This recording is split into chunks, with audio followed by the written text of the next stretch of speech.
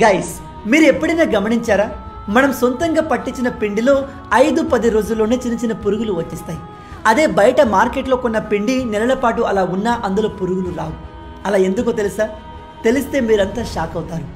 ఈ పిండిని మ్యానుఫ్యాక్చర్ చేసే కంపెనీలు ఎక్కువ కాలం నిల్వ ఉండేందుకు అందులో ప్రిజర్వేటివ్స్, ఎమల్సిఫైర్స్ కలుపుతారు. దీనివల్ల పిండి సెల్ఫ్ లైఫ్ పెరుగుతుంది.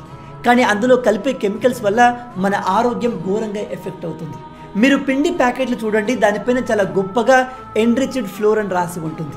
అంటే అందులో విటమిన్స్ని కలిపారు అని అర్థం. కానీ రియాలిటీ ఏమిటంటే పిండిని తయారు చేసే ప్రాసెస్లో అందులో ఉన్న అసలైన పోషకాలన్నీ పోతాయి. పైగా ఈ పిండిలో phytic acid, potassium bromide, sorbic acid, sodium benzoate ఇలాంటి కెమికల్స్ని కలుపుతారు. వీటి వల్ల high BP, diabetes, heart, kidney, స్కిన్కి సంబంధించిన ఆరోగ్య సమస్యలు వస్తాయి. మీలో ఎంతమంది ఈ విషయాన్ని కొత్తగా తెలుసుకుంటున్నారు?